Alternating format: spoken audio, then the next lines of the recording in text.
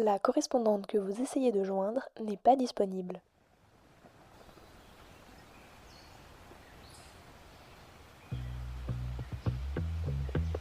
Vous entendez? Ça sent bon l'été. Le sable chaud, le bruit des vagues et le chant des oiseaux. Et puis, l'occasion de beaux voyages. J'ai 2 traditions quand je pars en vacances. Goûter toutes les spécialités locales et écrire une carte postale sur place. Alors cet été, j'ai décidé de vous en envoyer une chaque semaine. Et je ne serai pas toute seule. Avec Papille, on vous emmène loin d'ici, dans les valises des chefs, entre souvenirs, émotions et dégustations.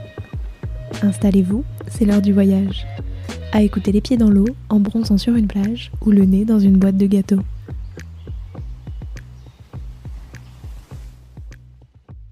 Bonjour Émilie. Bonjour Léa. Comment vas-tu? Très bien, et toi? Bah écoute, ça va bien aussi. Merci beaucoup, ça me fait très plaisir de te revoir. Ouais, moi aussi, plaisir partagé. Et du coup, aujourd'hui, on va parler de voyage. Déjà, c'est quoi toi ton rapport avec le voyage? C'est quelque chose que j'ai connu plutôt assez tard, parce que finalement, je partais quand même beaucoup en vacances avec mes parents, mais on restait dans le sud de la France, on allait au camping, vraiment quelque chose de beaucoup plus familial que, bon, qui reste une sorte de voyage, on va dire, mais Oui. moi, je l'associe vraiment, le voyage, finalement, c'est pour moi beaucoup plus découvrir des cultures et des pays un peu différents, donc ça, je l'ai connu quand même bien plus tard, c'est qu'il y a quelques années où j'ai eu la chance de pouvoir, surtout pour le travail, partir un peu voyager à droite à gauche. Donc, si je dois en donner une vraie définition, c'est vraiment découvrir des cultures différentes, et ça s'apparente aussi beaucoup aux langues, je trouve. Dès Ouais. que t'arrives dans un pays et que t'entends parler une langue différente, je trouve qu'il n'y a pas mieux pour s'immerger dans un nouveau pays.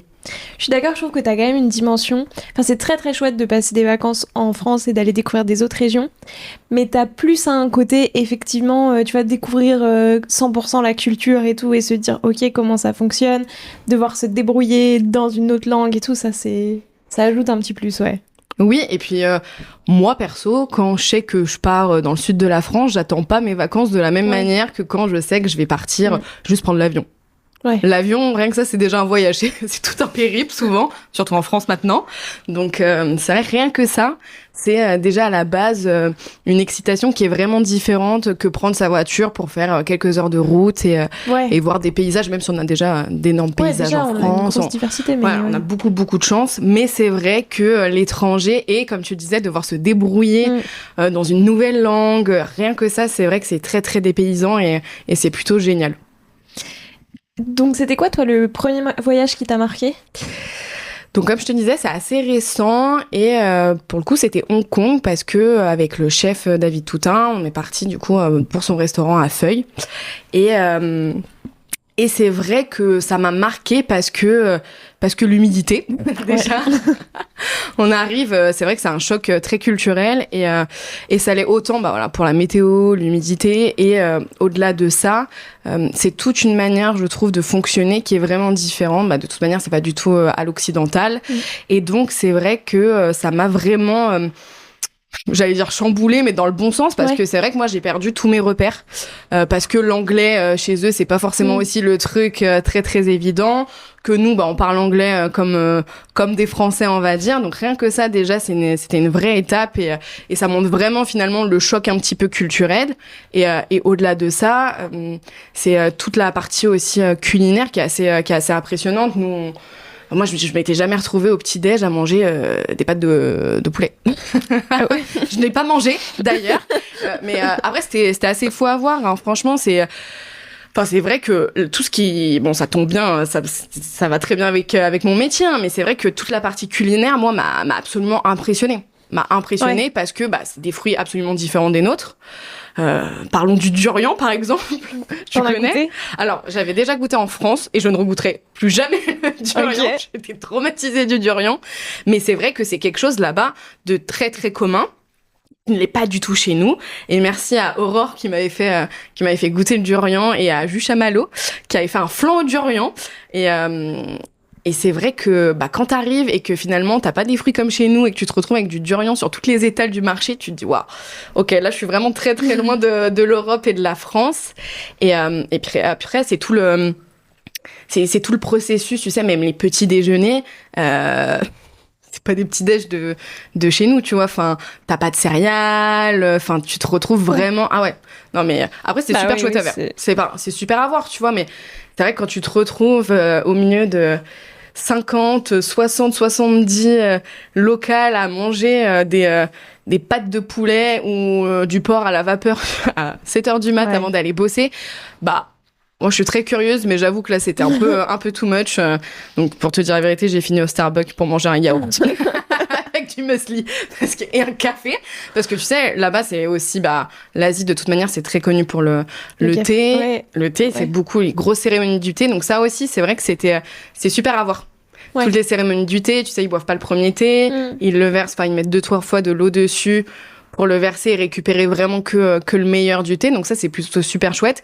Mais c'est vrai que moi, qui adore boire du café, je me suis retrouvée un peu décontenancée. Ça faisait vraiment, vraiment beaucoup. Donc je pense que c'est vraiment pour ça que ça m'a bien marqué Hong Kong.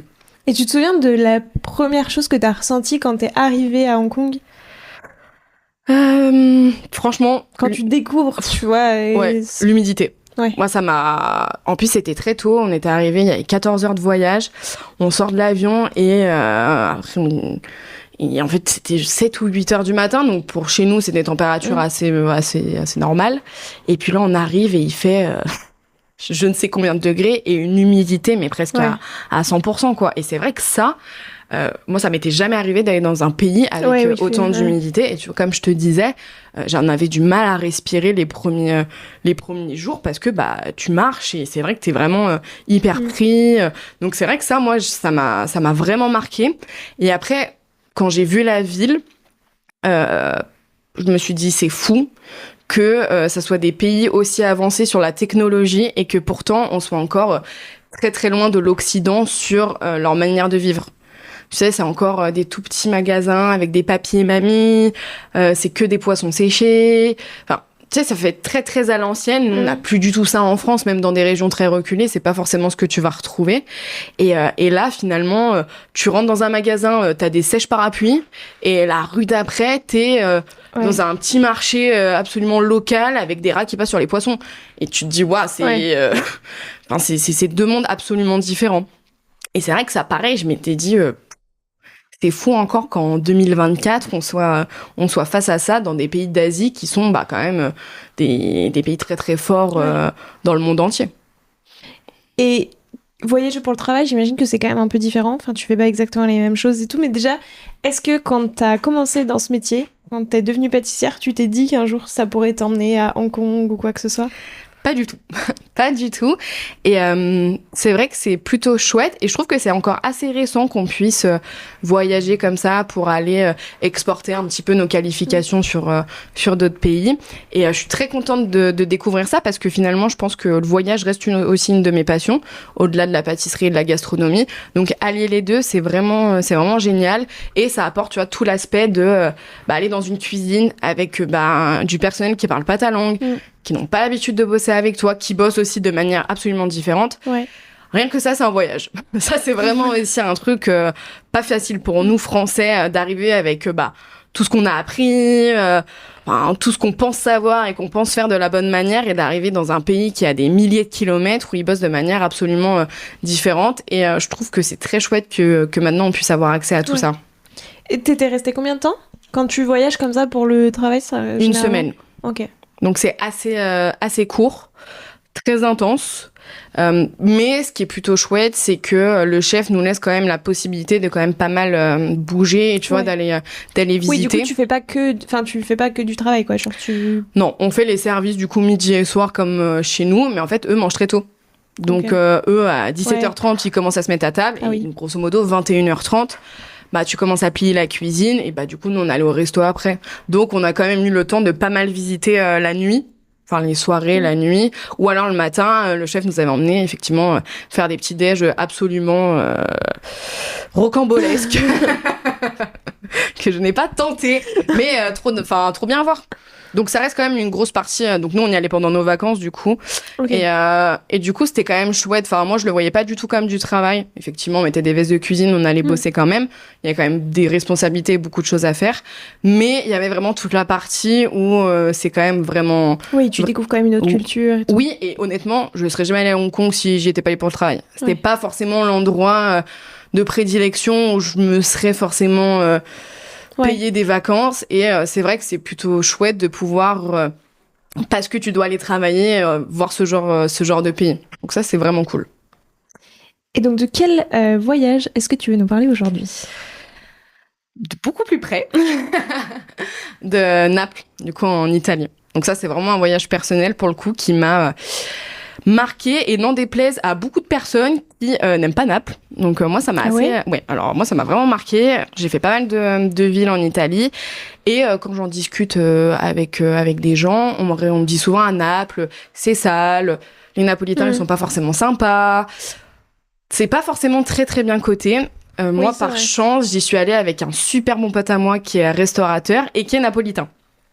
Okay. Donc j'ai pas passé les vacances de touriste normales, c'est que franchement en plus restaurateur, donc évidemment on a fait des super restos, mais pas de resto étoilé, pas tout ça, finalement les choses les plus classiques. Et c'est pour ça que moi Naples m'a vraiment plu, c'est que nous qui travaillons dans des grands restaurants, à toujours se creuser la tête, à faire des choses qui sortent, qui sont juste extraordinaires, très créatifs. Là, je me suis retrouvée à manger du jambon cru avec des tomates, et c'est peut-être un des meilleurs plats de ma vie.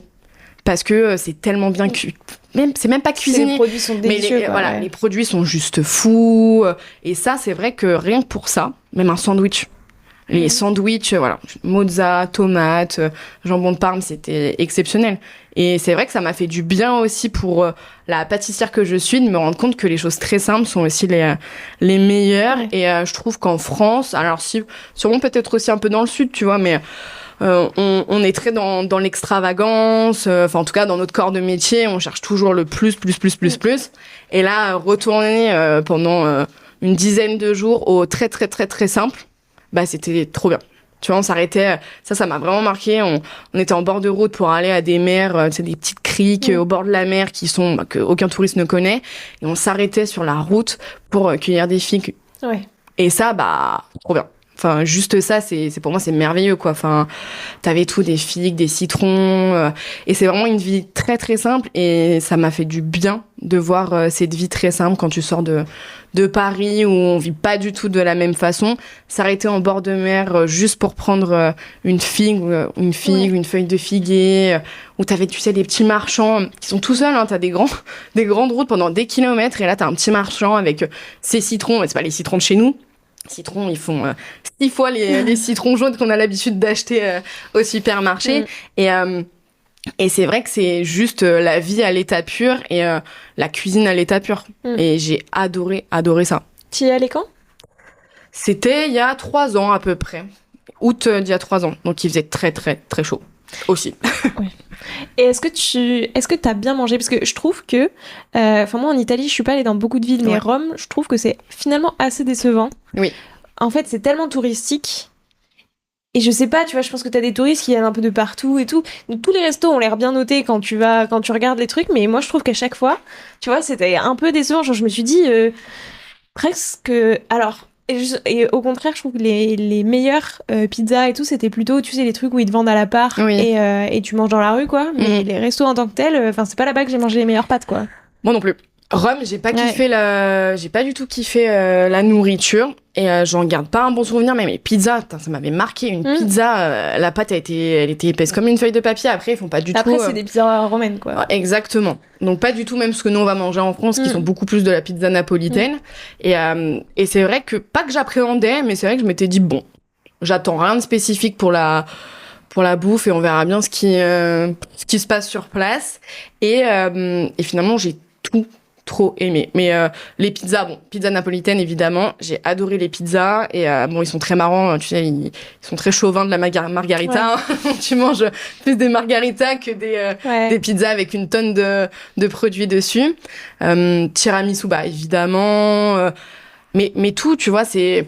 Même j'avais adoré, moi, la convivialité, finalement, où tu t'assois juste pour boire un spritz et ils te ramènent plein de petits tapas. Enfin, je trouve que pour avoir fait Rome et Naples, c'est rien à voir. Mais peut-être parce que Naples est tellement moins touristique que Rome, c'est que, pas qu'ils ont tout approuvé, je pense qu'ils s'en foutent, les Napolitains, de prouver aux touristes ce que ça donne. Mais pour le coup, Rome, je pense que c'est fait, ils savent que quoi qu'il arrive, ils auront du tourisme et ils se prennent peut-être plus trop la tête, mais comme plein d'endroits à Paris aussi. Ouais, c'est ça. Paris, il faut choisir, enfin... Quand t'habites à Paris, tu sais où tu vas manger. Mais moi, je me rappelais quand j'habitais pas à Paris, il y a plein de fois où je me suis dit... dans un bistrot classique, voilà, touriste, hyper touristique, c'est voilà, là où exactement. Enfin, on en a tous quelques souvenirs où tu dis, mais attends, mais ça, c'est de la conserve, quoi. Enfin, je me suis fait avoir, c'est pas possible. Donc, je trouve que toutes les grosses villes, finalement, c'est presque pareil. Mais quand voilà, tu t'excentres un peu et que tu fais des villes peut-être un petit peu moins touristiques, t'arrives quand même à super bien manger. Et pareil, les glaces, moi, j'avais adoré les glaces. Oui, alors ça, par contre, effectivement, il y a des très très bonnes glaces. Franchement, j'avais adoré. Puis les pistaches, fior di latte, enfin... Et puis, après, vraiment...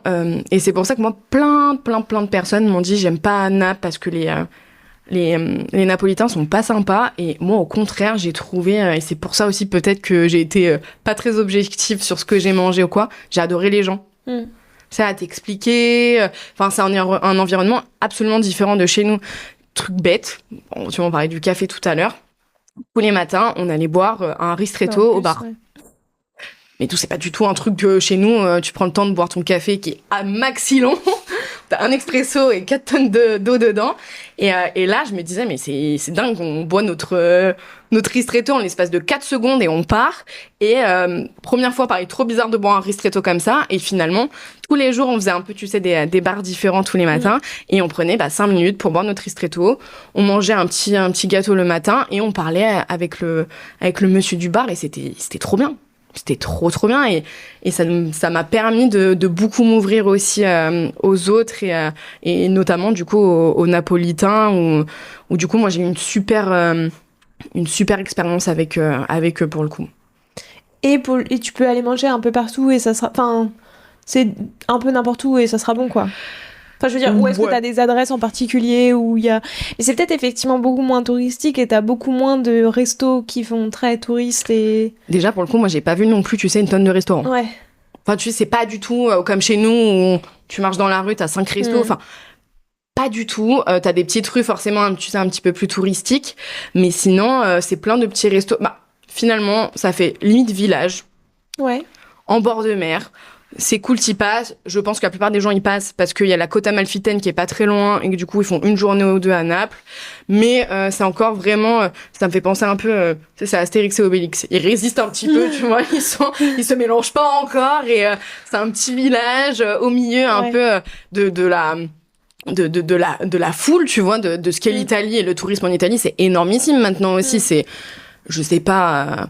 Quel le numéro de destination, mais moi le nombre de gens que j'entends partir en Italie, enfin c'est énormissime, tu vois, et c'est vrai que je pense ils sont vraiment un petit peu à part, et c'est ce qui permet de avoir que des restos. Ça, les restos, c'est beaucoup aussi des petites mamies qui cuisinent. T'as 5-6 plats, des pâtes fraîches, et c'est trop bien. Et c'est vrai que moi, la plupart des restos que j'ai fait, alors pour le coup, pareil, j'étais très chanceuse parce que il était napolitain, donc il savait très bien où il m'emmenait manger. Mais c'est vrai que même les restos, il connaissait pas spécialement.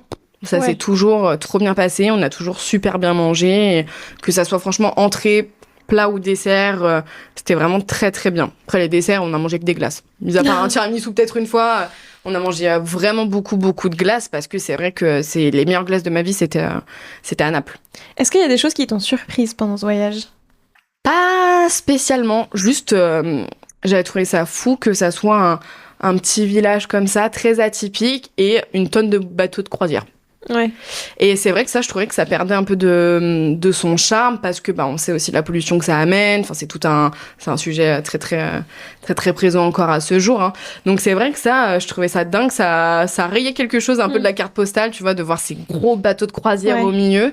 Sinon, rien ne m'a marqué en particulier. Vraiment, parce que c'est beaucoup moins dépaysant que des pays comme l'Asie où là tu te retrouves vraiment dépaysé et très très loin de chez nous et de notre culture. Là, c'est une culture qui ressemble beaucoup. Moi, mes parents sont italiens en plus, donc moi c'est une culture que je connais très très bien.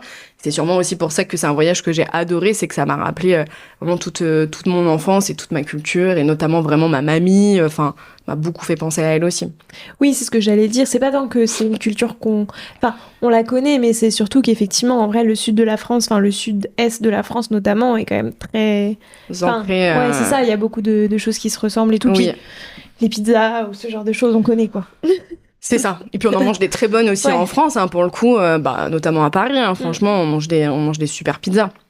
Là, ce qui est cool, c'est que t'entends parler italien de partout. Mais voilà, après là, c'est pour le coup, c'est pour ça que je voulais vraiment parler de Naples, c'est que moi, l'Italie est très chère à mon cœur au vu de mes origines, et ça me parlera comme sûrement aucun autre pays ne me parlera jamais aussi. Donc c'est forcément un peu différent. Et alors, côté sucré, quelle saveur t'as pu goûter? Donc, tu parlais des glaces. Est-ce qu'il y a d'autres choses? Alors, il y avait... parfum de glace, d'ailleurs. Alors, vraiment, parfum de glace, j'ai mangé... Je suis très chauvin de la pistache. Vraiment, je mange que pistache, noisette. Voilà, je me limite à ça. Non, par contre, j'avais goûté les sfogliatelle.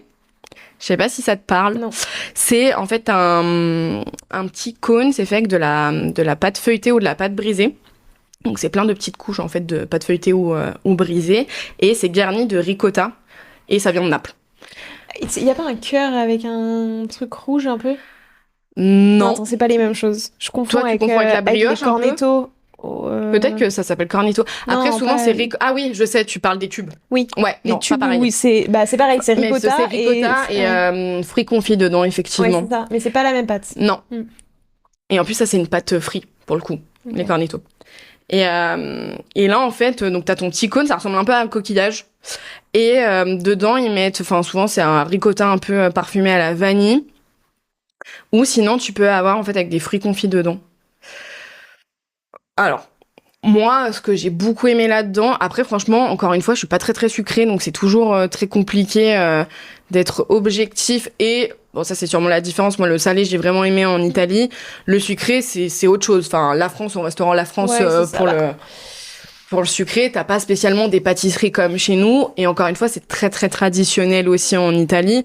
Donc, c'est encore beaucoup de crème, de choses fruits confits. Moi, c'est pas spécialement ce que j'aime. Mais là, pour le coup, les sfogliatelle, c'est très, très connu parce que originaire de Naples. Donc, il fallait absolument que je goûte au moins une fois un sfogliatelle. Mais ce que j'ai beaucoup aimé, c'est la forme. Je trouvais ça vraiment chouette, finalement, un peu cette espèce de triangle avec les petites lanières dessus de pâte feuilletée. Et du coup, ça m'en a inspiré une galette dans l'idée un peu du sfogliatelle. Et forcément avec nos techniques un petit peu plus françaises, on va dire, mais c'est vrai que j'avais beaucoup aimé le design plus que le goût, parce qu'après la ricotta, c'est la ricotta. Non, mais on aime ou on n'aime pas, je pense aussi, mais nous on n'est pas du tout habitués à manger de la ricotta dans un truc sucré, un truc sucré. Puis même, c'est vrai qu'en France on mange pas de la ricotta non plus tous les jours, donc c'est vrai que c'est pas forcément ce qui m'avait maxi plu en termes de goût. Mais j'avais trouvé ça vraiment trop chouette, le petit... La texture, quoi. Ouais, la texture, le coquillage, et puis c'était très, très emblématique de là-bas. Donc, c'est vrai que l'année qui a suivi, très naturellement, j'ai eu envie de m'inspirer du sfogliatelle. Et donc, comment tu l'as fait, cette galette? À quoi elle ressemblait? Et du coup, c'était quoi les goûts? Donc, dans l'idée, c'était 8 sfogliatelle collés les uns aux autres. Et ce qui était plutôt chouette, c'est que vu que ça restait une galette des rois, et que c'est vrai que les Français, on aime vraiment la galette des rois classique, mais que j'avais pas envie de faire que du classique, une part sur deux était sur la frangipane assez classique, et l'autre part, c'était une frangipane fumée.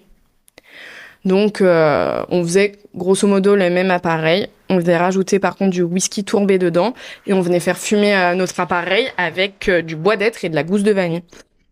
Et ça a ajouté le côté un petit peu plus audacieux, on va dire. Mais déjà, j'adorais l'idée que tu puisses avoir les parts choisir, et avoir les parts prédécoupées. Ouais. Je trouvais ça vraiment, vraiment chouette. Et j'aimais l'idée que tu puisses manger ta galette classique et pas être frustré d'avoir qu'une galette très très originale, parce que c'est vrai que moi j'ai beaucoup écouté mes proches qui, quand ils mangeaient des galettes, dès que c'était un petit peu trop original, ils étaient très vite perdus. Ah ouais, il y avait de la pomme dedans, mais c'était super bon, mais du coup j'avais pas l'impression de manger une galette. Ah il y avait du chocolat, pareil, super bon, mais moi la galette de mon enfance, c'est celle de Leclerc avec une tonne de crème d'amande dedans, et c'est pas forcément les galettes avec du chocolat ou quelque chose d'autre dedans. Donc c'est vrai que je voulais vraiment respecter ça. Donc forcément on l'avait fait très très garni, et vraiment on est reparti sur la même forme. Pas de feuilleté classique autour, du coup, pour refermer la crème d'amande pour éviter que ça fuit. Et par-dessus, on est venu prendre l'idée, du coup, du sfogliatelle à mettre des lanières, du coup, de pâte. Okay. Sauf que là, du coup, c'était une pâte feuilletée inversée, où tu sais, quand ça pousse, ça fait toutes les stries. Donc, on s'était inspiré comme ça. Et c'était génial. Et c'est vrai que ça, sur la galette, mais j'en parlais il y a pas très longtemps avec Chloé Bécouche. Oui. Et justement, on sait ce qu'on se disait, mais en fait, ça dure tellement pas longtemps la période de la galette que t'as envie de manger une galette comme elle est, quoi. Oui. Puis en fait, c'est surtout le reste de l'année, tu peux pas manger de galette. Enfin, tu vois, tu retrouves pas ça. Alors qu'effectivement, je trouve dans des bûches, tu peux tenter des parfums un peu plus audacieux parce que finalement, c'est plus la forme de la bûche qui est emblématique. Oui, ça reste un entremets sinon. Ouais. Mais c'est ça. Et finalement, toute l'année, tu peux retrouver les mêmes goûts. Si tu veux une bûche au chocolat, toute l'année, t'as des entremets au chocolat. La galette, ça dure 1 mois et 1 mois, tu veux de la frangipane. Tu sais qu'il y a peut-être un truc, faudrait peut-être ouvrir une boutique de galettes. Juste des parts de galettes à plein de goûts différents toute l'année, je suis sûre que ça marcherait très très bien. Mais alors après, est-ce qu'on aime la galette parce qu'on l'a très peu de temps et que du coup on l'apprécie 10 fois plus aussi, tu vois. Si tu manges de la frangipane toute l'année, peut-être je sais pas si c'est encore, tu vois. Je sais pas. Après, essayer.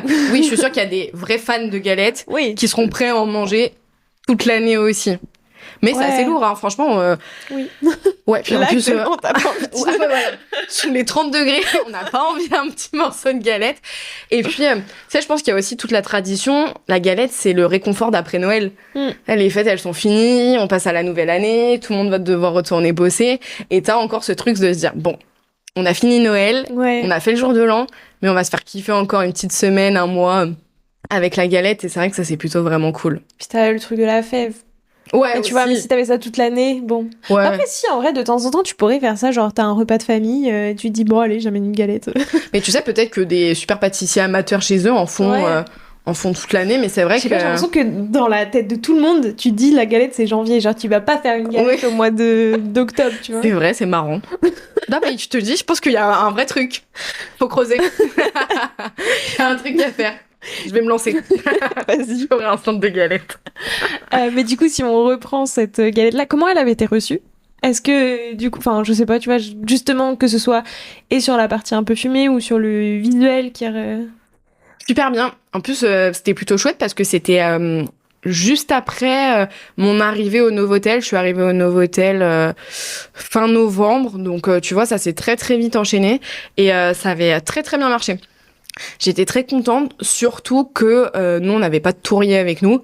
Donc, on était un apprenti, le sous-chef et moi à gérer pas mal de galettes. Et justement, ça avait très, très bien marché. Et il y avait même trop. L'afflux était très compliqué pour nous parce que, pour le coup, c'était énormément de travail. Parce que il fallait faire les triangles un à un et 8 triangles par galette. Sur X galettes qu'on a vendues, c'était un peu chaud.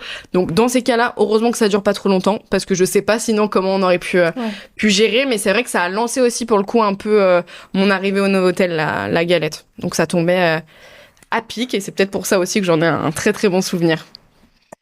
Si tu devais résumer ton voyage à Naples, du coup, en une seule bouchée, qu'est-ce que tu mettrais dedans ? Franchement, juste une fourchette de tomates mozza, moi, ça résume. Elle a une petite feuille de basilic dessus et ça résume parfaitement le voyage. Je suis désolée, je parle pas de sucré du coup, mais... Non, mais souvent les voyages, je trouve justement, tu vas plus goûter. En fait, les sucrés, c'est un peu des mini-traditions que tu vas goûter comme ça. Mais effectivement, ce qui marque le plus, c'est quand même les plats... que tu manges, quoi. Oui, et puis honnêtement, moi, de tous les pays que j'ai visités, le sucré, c'est toujours compliqué. Enfin, parce que C'est jamais aussi présent qu'en France. non. Puis je crois qu'on a vraiment pour le coup beaucoup de talent en France et notamment à Paris. Je me rends compte du nombre de pâtissiers qu'il y a, c'est énormissime, et de pâtisseries. Enfin, il y en a pour tous les goûts tout au long de l'année. Et c'est vrai que quand tu vas dans d'autres pays, enfin pour le coup, Hong Kong, moi j'ai rien mangé de sucré. Je sais même pas si j'ai mangé du sucré pour te dire. Enfin, Là, ça va être des fruits. oui, c'est Comme ça. tu disais, des fruits un peu différents. C'est pas, ouais, c'est ça. T'as pas forcément vraiment t'as pas des pâtisseries emblématiques comme chez nous. Après, par contre, à New York, il y a Unjili de lycée, où pour le coup, sa pâtisserie est juste exceptionnelle et sa boutique est magnifique et son tea time est juste incroyable. Mais c'est vrai que il y a vraiment que elle et elle vient de France pour le coup, où t'as une vraie super pâtisserie, parce que tu vois, même New York où c'est beaucoup plus occidental. Oui, ça a des cookies, quoi. Oui, c'est ça, des donuts. Des donuts, des brownies. Oui, mais t'as pas forcément de pâtisserie très très travaillée, à part pour le coup lycée. Sinon, t'as pas de pâtisserie vraiment très travaillée. Non, mais c'est très très français. Hein. Oui, je crois. Est-ce que t'as un petit rituel quand tu découvres un nouveau pays? Ouais, alors c'est pas du tout culinaire, mais je me fais tatouer. C'est vrai? À chaque pays que je visite, je me fais un tatouage. Incroyable. À part Hong Kong, parce que j'étais pas chaud. J'ai franchement... Avec l'humidité, ouais, ça va pas non, bien puis... ouais, puis je sais pas. Je me suis dit, franchement, Hong Kong, c'est pas le pays number one pour se faire tatouer. Tu sais, l'Asie... Tu t'es tatoué sur place, du coup? Oui. C'est pas quand tu reviens en France, non, tu ouais, dis sur place. Ok. Sur place, et trop marrant, parce que pour le coup, je me suis fait tatouer quand je suis allée à Bangkok. Et j'étais en chemin, du coup, pour aller au salon de tatouage. Et j'étais avec le monsieur du taxi, et il me dit, qu'est-ce que vous allez faire? Je lui dis, je vais me faire tatouer. Et il voit mes bras full tatoués, il me dit, chez nous, le tatouage, on peut aller en prison. Ah top. Je lui dis, moi, je vais pas aller en prison, je suis française. Il me dit, non, mais chez nous, c'est pas des très bonnes traditions chez les femmes, on n'aime pas trop que les femmes soient tatouées, tu vois, encore hyper fermé. Et j'étais là, c'est fou, parce que... Ah ouais? Parce que nous, on vit pas du tout dans ça maintenant, tu vois. Donc, même encore à Bangkok, c'était un peu... Après, lui, c'était un petit peu un vieux de la vieille aussi, comme si oui, nous... je pense que tu demandes, oui, c'est ça. Oui, c'est ça, un papy-mamie chez nous, ils sont pas très, très tatouages, tu vois. Non. Mais c'est vrai que pour le coup, j'ai toujours la tradition, à chaque pays que je vais visiter, je me fais 1 ou 2 tatouages, ça dépend de l'inspi, et j'essaye de prendre un peu l'emblème de... Alors, l'emblème... Oui, un truc symbolique en rapport avec ce voyage. Voilà. Et pour le coup, Naples, j'avais fait un piment. Ah, c'est ce que j'avais demandé. Ouais. Il est où?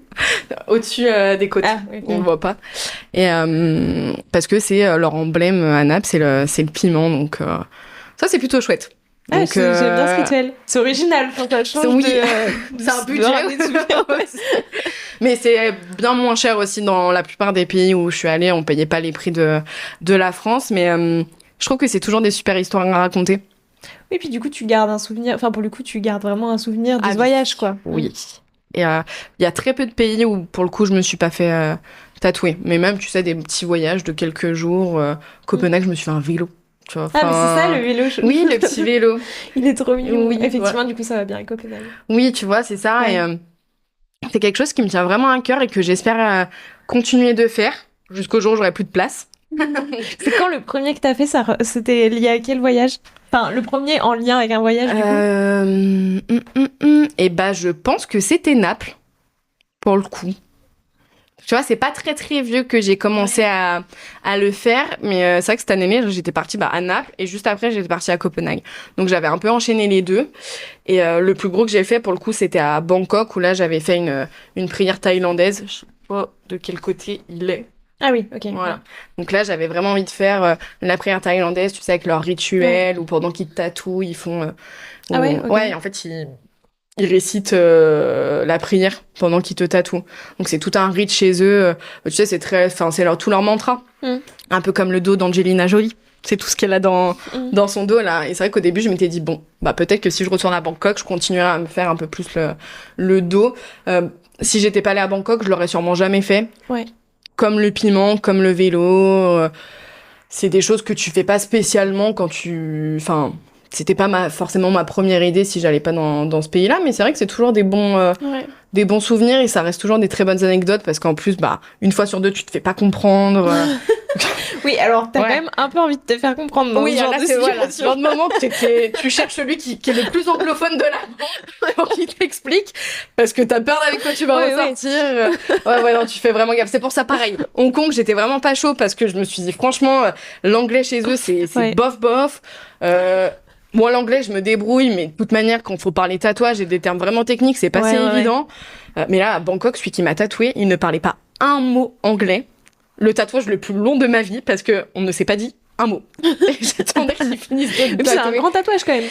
C'est assez long, et en plus, tu sais, c'est beaucoup de petits détails. C'est pas vraiment une ligne droite, ou une ondulation, ou un zigzag, donc ça prend quand même pas mal de temps.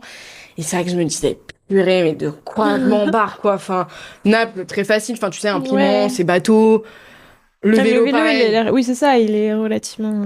Oui, puis parce que là, c'est des petites images. Là, c'est vrai que je me lançais dans un truc, même si c'est très habituel chez eux. Je me disais, purée, il parle pas un mot, ça va être chaud, quoi. Enfin, c'est vrai que c'était très, très long, mais très cool. Donc, voilà. Mis à part ça, c'est vrai que sinon, je ramène... Après, si, j'aime bien ramener toujours, quand je vais dans un pays, tu sais, je ramène un petit truc de nourriture, si je peux, tu vois. Pour le coup, j'avais ramené de Hong Kong du durian séché à ma famille. J'ai fait goûter ça. Ils en font en séché? Ah, je savais pas. Et c'est la seule chose que tu peux ramener, parce que du coup, il y a pas d'odeur. Tu sais, c'est mis sous vide. Et vu que je suis une tante horrible, j'avais fait goûter ça à mes neveux et nièces de 10 ans. Ils ont pas aimé. Traumatisés. mais déjà, ils ont ouvert le sachet, l'odeur, ils ont... Ah oui, donc ça sent quand même quand tu ouvres même le sachet. Voilà. Et c'est vrai que l'odeur est absolument traumatisante. Enfin, puis quand t'as 10 ans... C'est vrai? Ouais.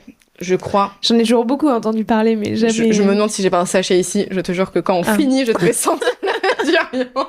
Faut que vraiment... Tu gardes ça pour traumatiser tout le monde. C'est ça. Les gens que j'aime pas, je leur donne des chips. Tenez, c'est des chips. À quoi? Bon, je sais pas, j'ai ramené ça d'un voyage. C'est très healthy. Voilà. C'est des chips vegan. C'est absolument terrible.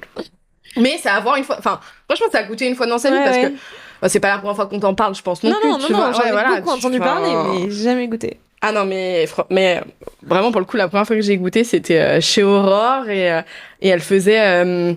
en fait, elle avait acheté plein de flans et elle faisait des photos et on a goûté plein de flans. Et ce qui était très marrant, c'est que on était face à beaucoup de personnes qui avaient l'habitude de goûter du durian. Et on était une ou deux personnes à n'avoir jamais goûté. Et franchement, c'était absolument à mourir de rire parce que tu vois les gens qui n'ont pas l'habitude, tu vois. Enfin, nous, l'odeur, on s'en remettait pas. Franchement, moi, j'ai fait la chochotte. J'ai mis au moins 5-10 minutes à vouloir juste mettre la cuillère de flan dans la bouche. Et heureusement que c'était jus et que j'adore ces flans. Donc, forcément, j'avais envie de goûter un de ces flans. Vu qu'en plus, ils sont pas si faciles à trouver. Mais c'est vrai que c'est très, très, très, très, très particulier. Je crois qu'ils en font en glace. Mais je me lancerai pas non plus sur le truc. Mais je pense que c'est à voir une fois. Honnêtement... Quand t'es dans la gastronomie ou que t'adores ça et que t'es très épicurien, c'est super d'essayer. Ouais, mais je pense que t'essaieras une fois et pas deux. Ça me tente pas tant que ça. En plus, je te l'ai super bien vendu. Tu ne vas pas courir t'acheter un durian, je ne comprends pas, Léa. C'est bizarre. Tu vas goûter une fois, t'auras plus du tout envie. Je suis terrible. Je vends très mal. envie d'en acheter pour faire goûter aux autres. Voilà. Je suis maléfique. Vraiment, je suis diabolique. Est-ce que t'as un prochain voyage de prévu? Non. Pas pour l'instant. Ou un pays que t'as envie de visiter? Du coup, un endroit où t'as envie d'aller? Qui t'attire justement par la culture? J'ai vraiment envie d'essayer plus les pays du Nord. Je trouve qu'on n'y va pas spécialement parce que bon... Aussi, on a toujours envie de partir au soleil. C'est beaucoup plus des destinations qui nous tentent plus. Mais c'est vrai que pour toute la partie cuisine, les pays nordiques sont très très forts. Moi, je suis fan absolue de poisson. Donc, juste pour ça, c'est vrai que j'ai envie d'essayer plus de pays nordiques. Je suis pas allée encore très très loin. Tu vois, le maximum que j'ai fait, c'était la Suède. Donc, mais déjà, la Suède, c'était déjà aussi assez dépaysant. Mais vraiment, ouais, peut-être un peu plus poussé pour le coup.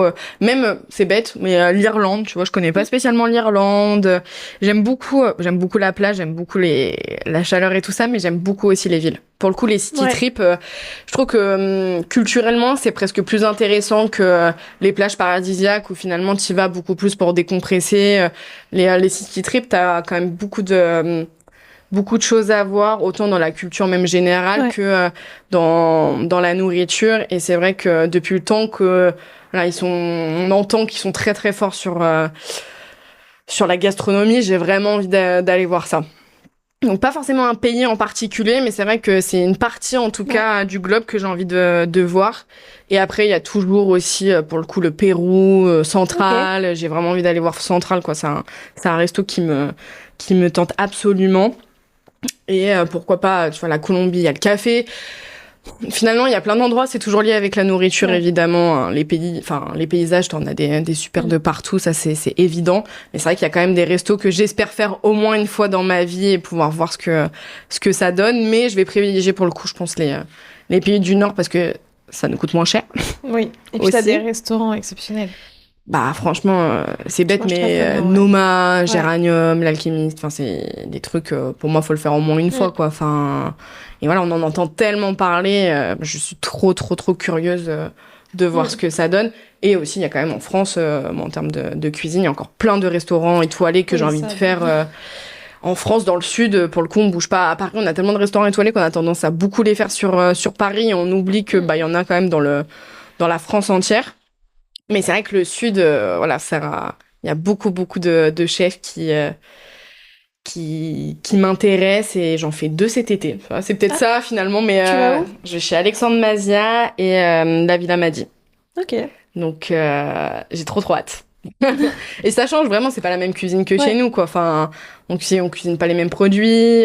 Donc je suis vraiment curieuse de voir et j'aimerais vraiment aussi l'Hosto de Baumanière pour le coup, c'est vraiment ceux qui m'intéressent. Je suis très curieuse de voir leur cuisine. Parce que le lieu déjà est magnifique. C'est ça. Non mais franchement, le lieu est juste incroyable. Forcément, les desserts aussi. Je suis très curieuse de voir les desserts de Brandon. Donc à voir, je le mets un peu sur ma to-do aussi. Merci beaucoup. Merci à toi, c'était génial. Alors, quel sera votre prochain dessert ? Merci d'avoir écouté cet épisode jusqu'au bout. S'il vous a plu, n'hésitez pas à le partager aux gourmands qui vous entourent. Et pour continuer la discussion, rendez-vous sur Instagram @LéaRVRD. Et si vous voulez soutenir Papille, 2 choses. La première, notez l'épisode 5 étoiles sur Apple Podcast et Spotify et laissez un commentaire délicieux. La deuxième, vous rendre sur papillepodcast.com, sans oublier le S de Papille, et vous abonner à la newsletter pour être prévenu de la sortie des prochains épisodes. À très bientôt!